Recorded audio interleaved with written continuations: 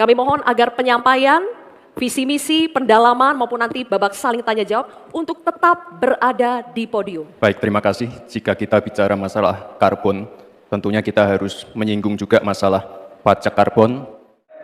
Terima kasih. Saya sudah menyimak dengan baik meskipun saya agak koreksi sedikit terhadap pertanyaan tadi. Ya, memang pajak karbon ini salah satu, bukan satu-satunya. Yang paling penting adalah dipersiapkan transisi energi baru dan terbarukan. Terima kasih Prof. Mahfud dan Gus Muhaimin. Untuk masalah insentif, komitmen, ini bisa kita kasih contoh yang sudah berjalan saja. Baik, terima kasih. Sebenarnya persoalan penyelesaian SDA dan energi selalu harus menyeluruh dari hulu ke hilir. Selain yang disampaikan Pak Mahfud, salah satu yang memprihatinkan adalah data ESDM. Baik, terima kasih Gus Muhaimin dan Prof. Mahfud. Dari pasangan Prabowo Gibran, simpel saja solusinya. IUP-nya dicabut, izinnya dicabut, simpel. Tambang ilegal sebanyak 2.500, tapi juga ada yang lebih dari itu. Dalam 10 tahun terakhir terjadi deforestasi 12,5 hektar. Saudara-saudara sekalian, tanpa krisis iklim pun, persawahan pertanian kita tidak memiliki air dan irigasi yang memadai. Baik, terima kasih. Enak banget ya Gus ya, jawabnya sambil baca catatan tadi. Kuncinya di sini adalah ekstensifikasi dan intensifikasi lahan. Masalahnya itu, salah satu yang sering kita dengar, lahan berkurang, petani berkurang. Orang desa tidak mau lagi menjadi petani. Terima kasih Pak Gibran, yang Anda sampaikan hanya mengulang apa yang saya sampaikan. Saya ingin memperdalam lagi. Terima kasih, moderator. Saya ingin memulai masalah ini dengan pengalaman. Ya, terima kasih. Saya tambahkan Pak Mahfud, salah satu upaya kita agar tidak terjadi konflik. Terima kasih Prof. Mahfud. Sebagai seorang ahli hukum, Prof. Mahfud pasti paham bahwa... Pak Muhaimin, di meja saya itu ada tumbler. Tulisannya, no one left behind. Terima kasih. Saya catat sedikit, yang penting ini bukan catatan Mahkamah Konstitusi. Nah gitu dong Gus, jangan terlalu tegang kayak waktu debat Cawapres pertama kemarin. Bapak Muhaimin Iskandar, calon presiden kami, Bapak Ganjar Pranowo, punya catatan menarik tentang apa yang dilakukan untuk mengatasi hal yang tadi ditanyakan. Apa yang disampaikan Pak Gibran lebih dari upaya kita untuk menggerakkan ekonomi daerah. Baik, terima kasih. Untuk program reforma agraria, ini akan kami kuatkan. Terima kasih moderator. Jadi kalau melihat ketimpangan penguasaan tanah, itu memang coba lihat bisnis sawit itu 39 hektar. Pak Gibran harus tahu persis ya, bahwa redistribusi lahan ini bukan tidak sama dengan sertifikasi. Gus Muhaimin dan Prof. Mahfud, tentunya untuk mengakselerasi proses redistribusi tanah, ini kan sudah ada MOU antara Mahkamah Agung dengan Kementerian ATR. Pak Gibran, Indonesia ini terdiri dari berbagai bioregional. Gus Muhaimin ini lucu ya, menanyakan masalah lingkungan hidup, tapi itu kok pakai botol-botol plastik itu. Padahal saya, Pak Ganjar, Prof. Mahfud pakai botol kaca. Itu gimana itu komitmennya? Botol plastik semua itu. Pertanyaan saya tidak terjawab sama sekali. Loh, katanya tidak menjawab pertanyaan, tapi Gus Muhaimin malah ngomongin pemerataan pembangunan. Itu kan tadi yang saya omongin, Gus. Bagaimana cara mengatasi greenflation? Terima kasih. Kami sampaikan kembali terminologi atau singkatan, mohon untuk Baik. dijelaskan. Enggak, tunggu. Silakan dilanjutkan. Masih ada waktu. Ini tadi tidak saya jelaskan karena kan beliau kan seorang profesor. Sesuai dengan Oke, aturan. Greenflation adalah inflasi hijau. Sesimpel itu.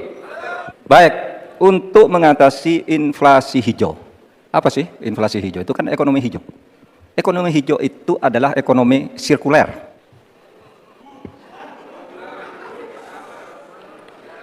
Saya lagi nyari jawabannya Prof. Mahfud. Saya nyari-nyari di mana ini jawabannya. Kok nggak ketemu jawabannya? Saya tanya masalah inflasi hijau kok malah menjelaskan ekonomi hijau. Prof. Mahfud, yang namanya greenflation atau inflasi hijau itu ya kita kasih contoh yang simpel aja. Demo rompi kuning di Perancis. Saya juga ingin mencari itu, jawabannya ngawur juga itu. Gila ini. Ngarang-ngarang ndak karuan, mengkaitkan dengan sesuatu yang tidak ada, gitu ya. Begini loh, kalau akademis itu gampangnya kalau bertanya yang kayak gitu-gitu tuh recehan, gitu. Recehan. Oleh sebab itu tidak layak dijawab menurut saya. Dan oleh sebab itu saya kembalikan saja ke moderator. Ini tidak layak dijawab pertanyaan kayak gini. Tidak ada ini jawabannya. Terima kasih. Cukup buat Pak Mahfud? Masih ada waktu Bapak? Saya kembalikan. Cukup ya? Baik. Saya kembalikan. Tidak ada gunanya menjawab. Jadi hasil kemerdekaan kita itu kan dua. Satu, bahwa pemerintah atau negara mengatur sistem dan tata kelola pemerintahan dan kenegaraan. Yang kedua, mengelola kekayaan dan aset negara kita. Nah ini. Baik, terima kasih Gus Muhaimin. Paslon nomor 1 dan tim suksesnya sering menggaungkan LFP, lithium ferrofosfat. Saya nggak tahu ini pasangan nomor 1 ini anti nikel atau gimana? Mohon dijelaskan. Masih ada waktu, Pak Gibran, apakah akan digunakan? Akan saya gunakan apabila pertanyaannya belum jelas. Bagaimana Gus? Cukup? Saya jelaskan juga nggak apa-apa. Singkatan dan terminologi mohon dijelaskan. Mas LFP, Gibran. lithium ferrofosfat. Tadi sudah saya bilang kan, lithium ferrofosfat. Itu sering digaungkan Pak Tom Lembong itu. Lithium. Lithium ferrofosfat. Terima kasih. Tenang Pak Gibran. Semua ada etikanya. Termasuk kita diskusi di sini bukan tebak-tebakan definisi, tebak-tebakan singkatan. Kita levelnya adalah policy dan kebijakan. Ini agak aneh ya. Yang sering ngomongin LFP itu tim sesnya, tapi cawapresnya nggak paham LFP itu apa. Kan aneh. Sering bicara LFP, lithium ferrofosfat.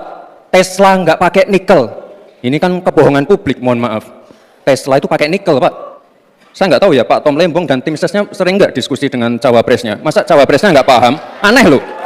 Bahwa potensi sumber daya alam kita harus terus kita promosikan. Tetapi harap dicatat, gara-gara kita mengeksplorasi nikel ugal-ugalan, lalu hilirisasi tanpa mempertimbangkan ekologi, mempertimbangkan sosialnya, buruh kita diabaikan, malah banyak tenaga kerja asing, dan juga yang terjadi korban kecelakaan. Di sisi yang lain, pemasukan dari nikel kita juga sangat kecil. Ini menjadi pertimbangan. Dan Silakan. Mas Gibran, saya menghormati Anda sebagai calon wakil presiden sehingga saya tidak akan bicara secara menjebak dan receh-receh. Saudara, Sepertinya Prof. Mahfud agak ngambek ya, soalnya saya sudah 2 kali memberikan pertanyaan yang sulit. Carbon capture, greenflation, selalu dikomenin pertanyaan receh. Ya kalau receh ya dijawab Pak, gitu loh, segampang itu. Oke, masalah pangan, masalah impor. 2019 sampai 2022 kita sebenarnya sudah swasembada beras. pertanyaan saya bukan itu. Pertanyaannya itu, dulu Pak Prabowo bertanya, katanya Pak Jokowi tidak mau impor beras. Lalu sekarang faktanya, per hari ini, catatan data ini harus dibaca ini. Impor kedelai 2 juta ton, susu 280 juta ton, gula pasir 4,7 juta ton, beras 2,8 ton, daging sapi 160 juta ton. Terima kasih Prof. Mahfud untuk evaluasinya. Sekali lagi saya mohon maaf jika ada kata-kata saya yang salah. Tapi sekali lagi, ini harus kita evaluasi.